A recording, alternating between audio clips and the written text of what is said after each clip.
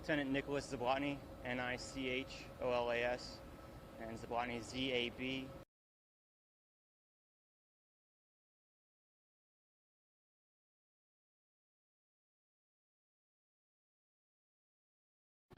Petty Officer Brian Camp, Brian Kamp.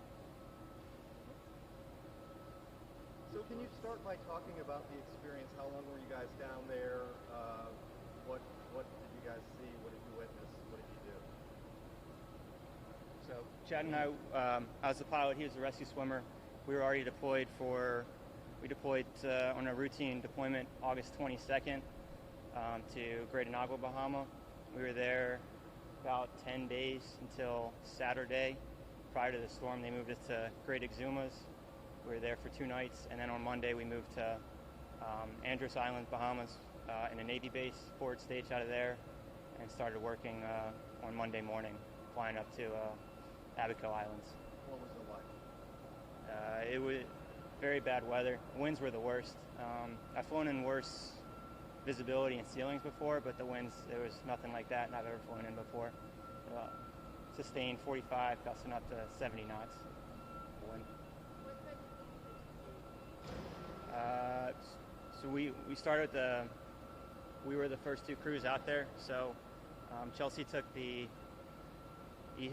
eastern side of the island. We took the western side of the island. The southern part of Abaco wasn't all that bad, but then once we got up to Marsh Harbor, more of the central part, the town was just leveled. It looked like a landfill. So all the houses were just leveled. It was trash everywhere. Had you ever seen that type of structure before? Never. When you first saw it, what was your mind? Just wanted to fly around and see if anyone needed help. So is the priority right now saving people and rescuing people? I'm not sure exactly how operations are going right now, but when we were there, it was more just getting the people that were injured out. So everyone seemed to be okay as long as they hadn't been hurt by like debris or crushed by a car or anything like that. So can you talk a little bit, I understand you're the pilot, you're the rescuer. What kind of role, can you kind of paint that picture for us? No, we can't even begin to envision what you're doing. You are saving people and getting them the things they need. Sure. Initially, once we get on scene, it's an assessment.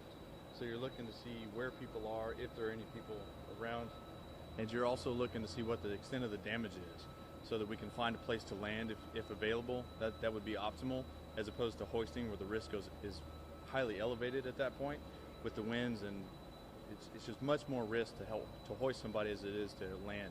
And we did find a good landing zone next to the Marsh Harbor Clinic, and we were able to go in and start triage and getting critical patients out, and that's most of what we did. Instead of hoisting like you've seen before with the previous hurricanes, most of this was landing, and people were collecting at a central point around that clinic.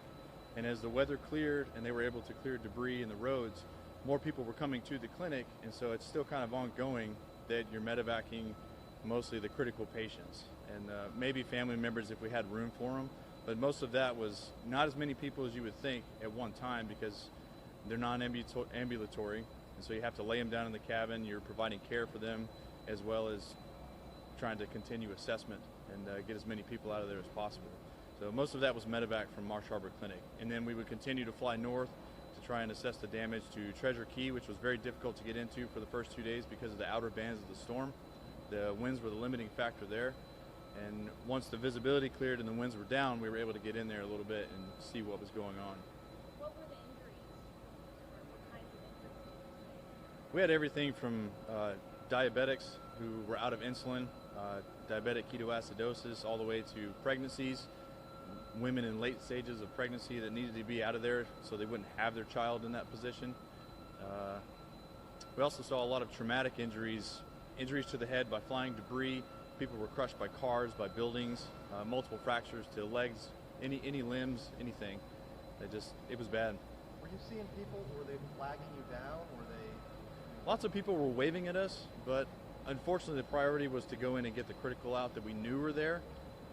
We were so limited on time and fuel because it took so long to get up there, and then we had to take them out of there. So the transit was actually the worst part. It's probably an hour from Marsh Harbor back to Nassau, where the staging area was for triage, And when we took people there, we were facing a headwind. So it was about an hour-long flight to get from Marsh Harbor to Nassau. I know you guys rely on your training and you're kind of in a mode, but coming back now, emotionally, it had to be like, oh my God. Not really for me. It's more of what else can we do? They're going to need so much help. They're going to need so much relief. And the things that we saw, it's not that they were traumatic or, some more than others. It's just the situation is overall just bad. And you want to do everything you can to help them and mostly get them out of there because there's nothing in Marsh Harbor. There were maybe a dozen houses left standing in Marsh Harbor and one government building in the clinic that we noticed that were intact. Everything else had major catastrophic damage that they're just going to have to clear and rebuild.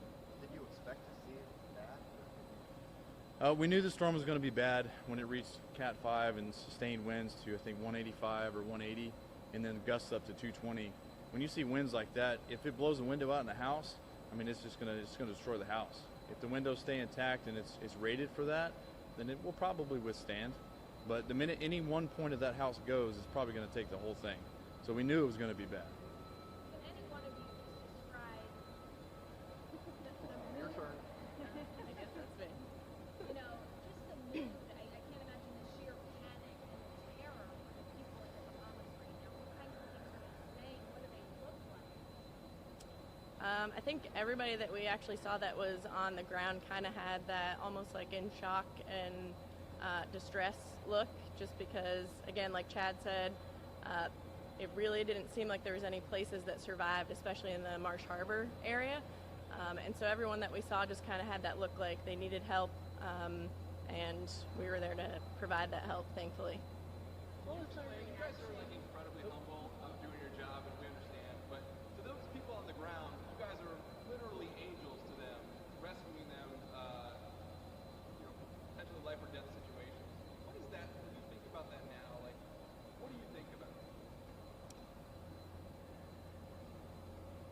I think the way that we train kind of sets you up for that situation. So thankfully, we kind of all come together and work as a team. So for us as the flight crew, as we go into a situation like that, you're really, for me, I'm concerned about the welfare of my rescue swimmer. So is Brian okay? Is Chad okay? If I'm flying with Nick as my co-pilot, is Nick okay? Is our flight mechanic okay? And we're really looking out for each other at that point, right? So it's like the self-care for the caregiver. And so our training kicks in, we look out for each other, so then that way, we are okay so that we can provide, the aid and rescue to the people that we're providing that for. And really, it's kind of cool to see everybody come together. We were talking about as a crew afterwards that, our maintenance guys show up and they give us what we need. We really push their limits as far as, the times that we're asking them to be up in the morning and stay late at night, and they were awesome. We are normally a 10 helicopter unit. Most units in the Coast Guard are 3, 4, or 5, and so we had 7 helicopters. So technically that puts us as the second largest H-60 unit in the Coast Guard, now operating at a forward operating base, coming together with Air Station Clearwater.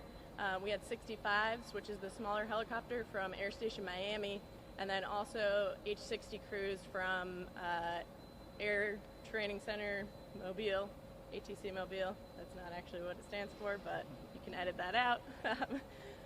So from Mobile, we had crews there. So again, it's just really awesome to see, we all come together in something like this, and so because of our training, it's your emotions kind of stay in check because we know we all have each other's back.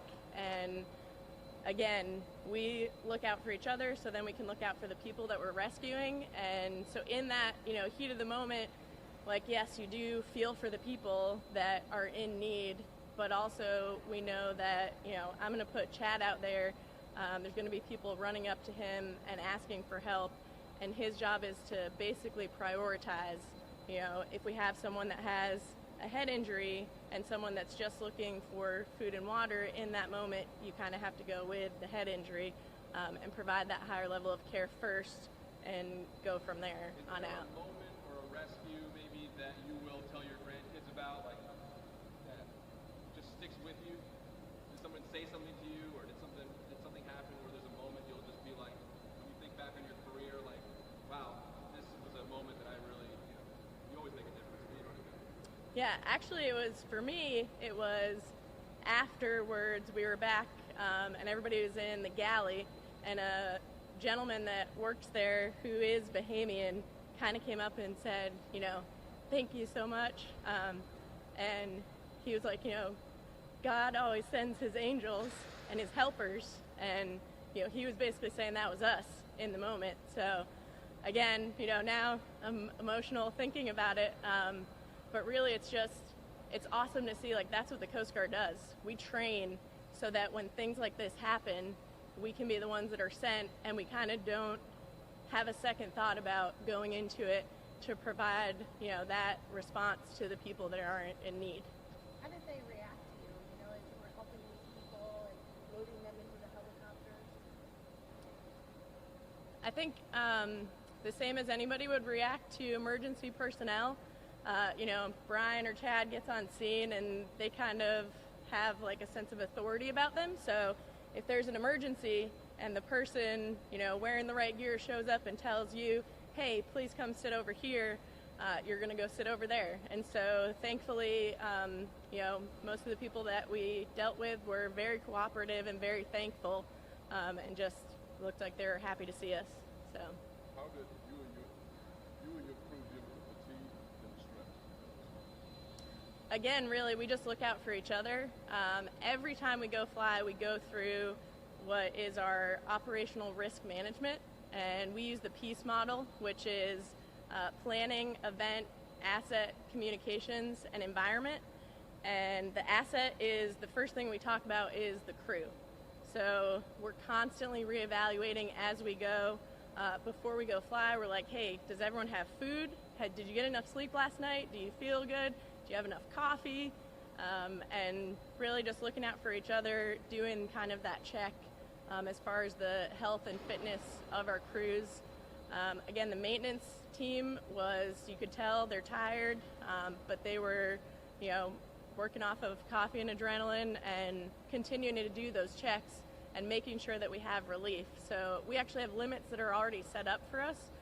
If we fly 6 hours and land somewhere, then we actually have to get a waiver or permission from our commanding officer to continue to fly past that. So we already have those checks in place that someone else has put there to protect our crews from kind of getting in that, heat of the moment and, oh, I want to keep pushing, but maybe it's not safe for you at this point, right? So bring the other crew in to relieve you so that they can go out there and they're fresh and they can get on scene and have, maybe a fresh perspective on the best way to operate, because once my crew has been out there for 6 hours, we're tired, and we know that we started in one position, but maybe now the weather has cleared, the next crew gets on scene and they find a better spot to land. So we already kind of have those checks and balances in place to kind of look out for ourselves as we're doing this type of response. Do you think you're going back?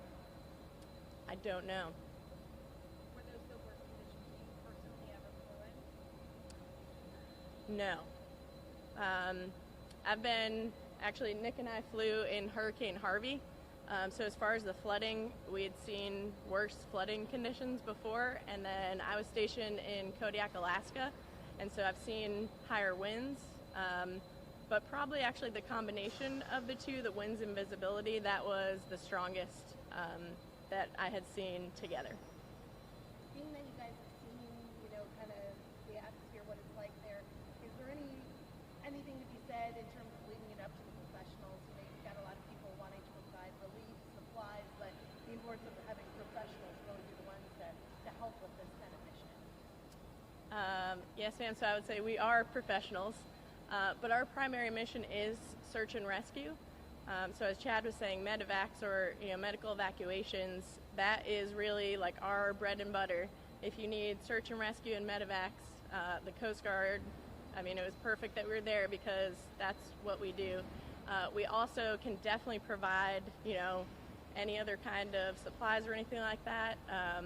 But it's really just, whatever we're asked to do, if we can provide it, we will. We have time for 2 more questions. Can all of you just kind of share Can Brian go? the one thing that is sticking out to you the most